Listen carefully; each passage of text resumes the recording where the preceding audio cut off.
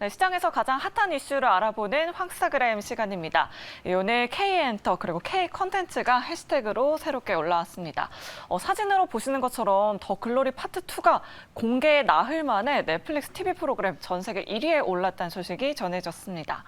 이렇게 정말 더 글로리를 향한 전 세계 반응은 뜨거운데 스튜디오 드래곤의 주가는 연일 내리막길을 걷고 있습니다. 또 엎친 데 덮친 격으로 전에 전쟁이 끝난 SM 전일 23% 크게 하락했지만 오늘 1%밖에 반등하지 못했고요. 또 하이브 역시도 오늘 8% 넘는 하락세를 보여줬습니다. 정말 이번 주만 본다면 최근에 핫했었던 엔터 업계에 대한 투자 심리가 다시 급격하게 악화되는 건 아닌지 많은 분들의 걱정이 이어지고 있는데요. 최근 정말 뜨거운 관심 받고 있는 엔터 그리고 컨텐츠 업종에 대해서 오늘 낱낱이 파헤쳐 보도록 하겠습니다. 자, 그럼 오늘의 주제 먼저 확인해 보면서 황스타그램 지금 바로 시작하겠습니다.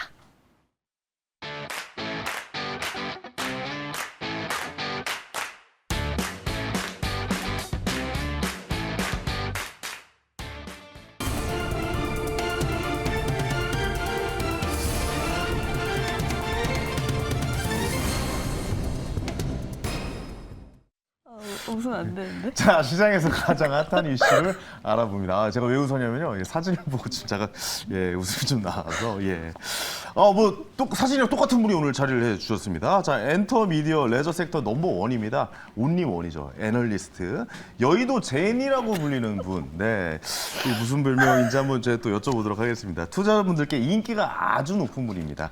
자, 이베스트 투자증권의 리서치 센터 안진아 연구위원 모셨습니다. 자, 제니 씨 안녕하세요. 네, 반갑습니다. 네, 안녕하세요. 예. 영어 이름이 제니라서요. 아, 그러시군요. 아, 네, 그래서 네, 제니군요. 네. 예, 오해할 뻔했잖아요. 네, 예, 알겠습니다. 아니, 이 엔터 쪽이 요즘 네. 엄청나게 핫해요. 네, 저도 더글로리 하루에 다 몰아봤습니다. 네, 저도요. 밤새서 몰아봤어요. 네. 예. 어때요? 이런 여파가 아무래도 좀 콘텐츠 관련된 이 종목에 큰 네. 영향을 주겠죠? 사실은 좀 K 컨텐츠가 글로벌리 좀 인기가 많아지면서 네네. 그동안 관련된 제작사들 주가는 이제 뭐 컨텐츠가 개봉한다든지 난리 났었죠. 예. 앞두고서는 좀 주가는 모멘텀을 좀 보이는 양상을 띄었는데요. 더글로리 같은 경우는 시즌 2가 이번에 개봉이 되었고 네. 사실상 시즌 1이 좀 성공적인 이런 효과를 이제 보면서 굉장히 좀 많은 기대감을 불러일으키긴 했습니다. 근데 주가적인 측면에서는 아무래도 기대만큼 좀 반등은 하진 못했으나 아무래도 이런 실적이 아마 차후에 이제 넷플릭스라든지 제작사인 이제 스튜디오 드래곤이라든지 이제 이후에 좀 반영이 일단 편성 이후에 좀 더 이제 레깅을 두고 시차를 두고 반영이 돼서 나타난다라고 봐주시면 될 것 같습니다. 유독 더글로리 제작사만 좀 뭐랄까 상승세가 그렇게 크진 않았던 것 같다라는 생각이 좀 들었어요. 일단은 스튜디오 드래곤이 대형 제작사고요. 엄청난 일단은, 대형 네, 제작사죠. 우리나라 네. 중에서 이제 가장 크기 때문에 시총 규모로도 그렇고 네네. 한 3조 원 정도 됩니다. 그래서 대형 제작사고 그만큼 좀 주가가 모멘텀을 받아서 움직이기에는 좀 사이즈가 굉장히 좀 크다. 그래서 주로 이런 모멘텀 플레이로 가져갔던 것들은 이런 대형주보다는 중소형 제작사 위주로 좀 많이 플레이가 된다라고 봐주시면 될 것 같고요. 아무래도 스튜디오 드래곤 같은 경우는 이번에 CJ ENM도 그렇겠지만 좀 실적이 그렇게 4분기 때는 좋지 못하게 나왔던 영향도 있었기 때문에 네네. 아무래도 좀 펀더에 좀 더 영향을 많이 받지 않았나라고 저는 보고 있습니다. 스튜디오 드래곤 가장 최근에 나왔던 드라마 일타강사 네. 예, TVN. 그쪽 아니에요? 네, TVN에서 네. 나왔던. 네, 네. 꽤 흥행을 한 걸로 아는데 주가는 이 전체적인 시장의 분위기가 좀 안 좋아서 그런 건가요? 흰 레이쇼라고 하거든요. 예, 그러니까 이 주가 이제 나오거든요. 네, 수익률이. 스튜디오 드래곤. 마이너스 12.34%. 네, 요즘 다 그렇습니다. 네, 요즘 좀 장이 자체가 안 좋아서. 좀 성장주들이 특히 더 약간 낙폭이 좀 과대가 되는 경향이 더 많고요. 네네네. 뭐 금리 인상기 뭐 더불어서 그럴 때는 좀 성장주들이 가치주 대비 좀 더 조정폭이 좀 세게 나오는 경향도 있고 아무래도 컨텐츠 사업 특성상 사실 뭐 뒤에서도 말씀을 드리겠지만 엔터 비즈니스와 좀 다르게 이제 뭐 흔히 말해서 이제 휴먼 비즈니스로 엔터 같은 경우는 뭐 사업을 전개를 했을 때 바로 해당 분기에 이제 이익이 인식이 된다면 이런 미디어 컨텐츠 같은 경우에는 투자가 크게 먼저 선투자되고 비용을 이제 후에 회수하는 구조이기 때문에 네네. 아무래도 좀 매출이 커지는 것과 달리 좀 이익 쪽에서는 좀 손실이 좀 커져가면서 어느 정도 일정 규모의 이런 규모의 경제가 달성되기까지는 비용이 계속해서 좀 들어가는 비즈니스 구조가 있다라고 봐주시면 될 것 같습니다. 초반에 들어가는 돈이 굉장히 많군요. 네, 제작사들의 그래서 중소형 제작사들이 그래서 편수를 일단 연간으로 드라마를 만들 수 있는 게 아무래도 그 전에는 글로벌 OTT가 나오기 전에는 연간 한 편에서 이제 2편 정도인데 글로벌 OTT가 많이 진출하면서 이제 넷플릭스 오리지널 시리즈다라고 하면 그 제작비를 다 100% 대주는 그렇죠. 구조거든요. 네. 그러면 그 PPL도 안 들어가잖아요, 드라마에. 그렇기 때문에 좀 선투자에 대한 그런 비용에 대한 부담감이 없기 때문에 제작 편수를 두세 배 늘리는 경향이 이제 코로나 기간 동안에 좀 짙었던 거고. 마음껏 네. 만들 수 있는 환경이 그쵸. OTT 서비스 때문에. 진출로 인해서 이제 중소형 그러네요. 제작사들한테도 이제 돌아간 거고. 근데 이제 콘텐츠를 잘 만드는 우리나라 입장에선 굉장히 그쵸. 좋은 환경이 탄생을 한 거고. 형성이 된 거고 아직까지는 그 시장이 엄청나게 뭐 커져 있다라기보다는 이제 막 커져 나가는 단계이기 때문에 네. 좀 이런 주가적인 측면에서나 시총 사이즈 측면에서나 좀 변동성이 아직까지는 좀 큰 섹터이다라고 봐주시면 될 것 같아요. 지켜봐야겠네요. 콘텐츠 네. 관련주들 계속해서. 오늘 또 CJ E&M 다녀오신 걸로 알고 있어요. 네. 그래도 CJ E&M이 이 안에서는 제일 큰 그렇죠. 네, 우리나라 대기업이잖아요. 미디어 기업 중에서는 네네. 그렇지만 일단 시총 사이즈를 보면 지금 2조가 안 됐습니다. 2조가 안 최근에는 됐군요. 네. 너무 많이 주가가 떨어졌고 네네. 특히나 이제 2분기 기점으로 적자폭을 굉장히 좀 확대를 해가고 있는 상황이에요. 네. 그래서 4분기 때는 사실상 가장 좀 영업 손실을 가장 크게 나타낸 폭이었고 E&M이 총 4가지 사업부가 있습니다. 첫 번째는 이제 미디어, 두 번째는 영화, 그리고 세 번째는 엔터, 그리고 네 번째는 저희 커머스가 있는데요. 일단 미디어 쪽에서 영업 손실이 거의 400억 넘게 나면서 좀 이번 좀 저조한 실적을 초래했다라고 봐주시면 될 것 같고 미디어 컨텐츠 같은 경우는 앞서서도 말씀을 드렸지만 일단 제작 컨텐츠에서도 많은 비용이 들어가는데 저희 또 미국의 제작사를 크게 인수를 했어요. 그래서 피프스 시즌이라고 미국의 제작사를 거의 한 1조 원 넘게 들여서 인수를 했었는데 이런 부분들에 관련된 인수 비용 그리고 제반된 비용들 또 인수한 제작사에서 아직까지는 유의미한 그런 아웃퍼폼 성과를 나타내지 못하기 때문에 뭐 그러한 것들이 좀 더 증가가 되었고요. 그리고 E&M 같은 경우는 OTT 플랫폼도 있잖아요. 티빙. 티빙. 네, 티빙 잘 됐잖아요.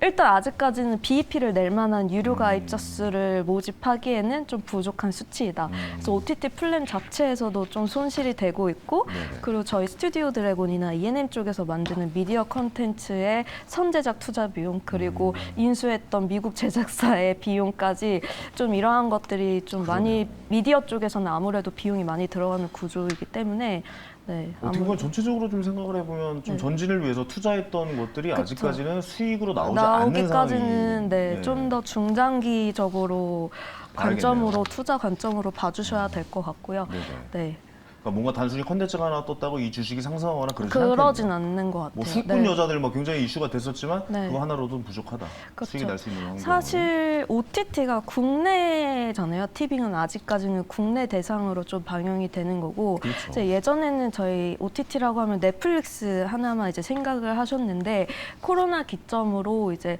중소형 제작사들이 이제 많이 더 편수를 늘릴 수 있었던 거는 네. 넷플릭스뿐만이 아니라 뭐 애플이라든지 아마존 프라임이라든지 다 디즈니 TV. 네, 디즈니 플러스도 그렇고 그렇죠. 이런 OTT 플랫폼이 굉장히 많이 진출하면서 한국 컨텐츠를 이제 서로 바잉하겠다라는 이제 경쟁 이러한 뭐 수요가 더 많아짐에 따라서 컨텐츠의 가격 협상력도 좀 올라가고 있는 상황이다라고 봐주시면 될 것 같아요. 알겠습니다. CJ E&M은 좀 장기적으로 좀 지켜보는 네. 투자자의 관점으로 좀 보셨으면 좋겠고, 자 SM 얘기 안 할 수가 없어요. 아, 네. SM 주식이 갑자기 하루에 뭐 20%가 넘게 하락을 하고 오늘도 역시 전일, 좀 네. 하락을 했고, 네.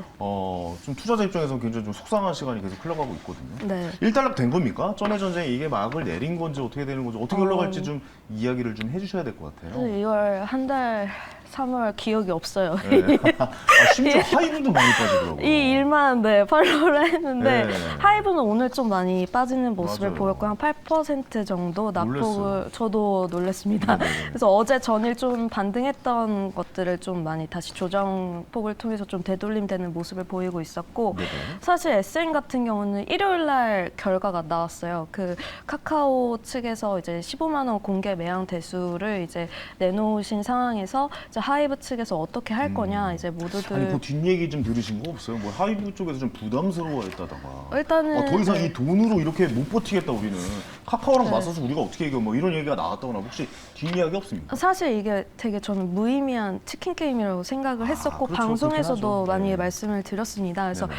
SM 같은 경우는 제가 이제 개인적으로 뭐 이런 경영권 분쟁 이슈 없었을 때 이제 뭐 12개월 포워드 기준으로 이제 최대 얼마까지 TP를 제시하냐라고 하면 이제 본업 가치에서 뭐 이익 나는 거 고려했을 때 저는 맥스로 9만 원 받고요. 맞아. 거의 그 정도 얘기하기 많이 하셨어요. 9만 예. 원이었고 그다음에 카카오 측에서 먼저 이제 뭐 제3자 유증 신주 발행 통해서 이제 뭐 매입하겠다 이렇게 경영권 분쟁이 가시화됐을 때 TP 목표 주가를 13만 원으로 일단 먼저 올렸습니다. 그래서 네네네. 그 근거는 사실 이 이야기가 SM 인수건이 2년 전부터 나왔던 얘기예요, 시장에서는. 그래서 그 당시에는 이제 뭐 인수 대상이 카카오 엔터냐, CJ ENM이냐 이렇게 말들이 좀 돌았었고 아 CJ도요. 네, ENM 어떻게 보면 카카오 엔터가 상장되면 저는 비즈니스 구조로 봤을 때 딱 피어가 CJ ENM이거든요. 그래서 사실 오늘 ENM 탐방을 갔다 온 것도 약간 그러한 나중에 카카오 엔터가 상장했을 때의 약간 비교 대상이 사업 비즈니스 구조가 똑같기 때문에 경쟁 네. 그래서 생기겠군요. ENM 쪽을 지금 굉장히 많이 저평가되어 있으니까 물론 실적도 안 좋지만 네네. 주가도 거의 차트 보시면 네, 역사적 바닥권이군요. 최저점이기 때문에 지금 네, 구간에서 한 번쯤 봐도 나쁘진 않다. 네, 그래서 다녀온 거고 이제 뭐 이어서 말씀을 드리자면 그래서 카카오 엔터랑 이제 CJ ENM이 뭐 거래 대상으로 이제 떠올랐을 때 그때 당시 이제 시장에서 거론되던 SM의 총 인수가는 뭐 3조 원에서 4조 원 정도로 이제 얘기가 나왔었고요.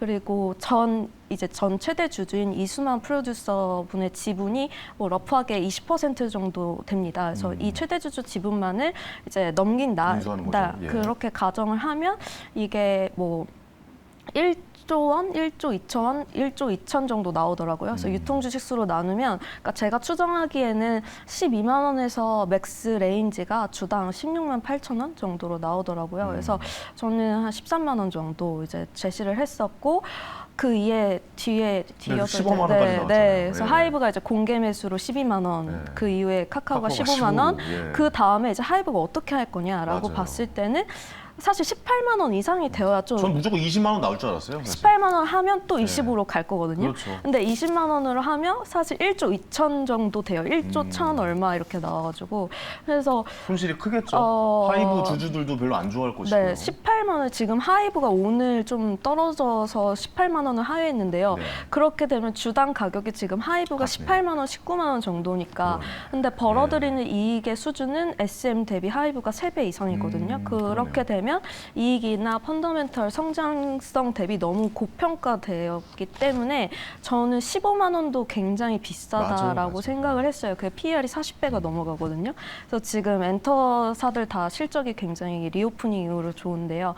그래도 25배에서 무리다. 30배 내에서 거래가 되는 수준이에요. 근데 결국에 네. 어떻게 보면 하이브는 정해진 게임이잖아요. 카카오로 돈으로 이길 수는 없잖아요, 사실. 일단은 카카오가 맘먹은 이상.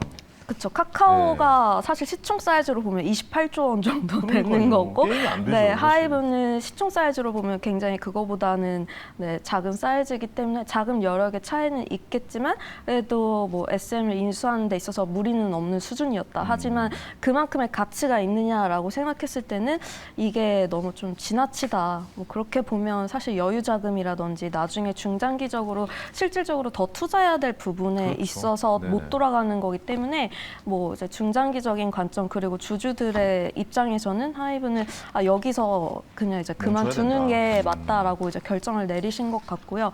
사실상 뭐 카카오 엔터는 뭐 카카오 모기업의 이제 지원 아래에 이렇게 좀 자금을 충원할 수 있었던 거고. 근데 저는 그것도 약간 좀 네. 의아한 게 이렇게 되면은 카카오 주주분들이 네.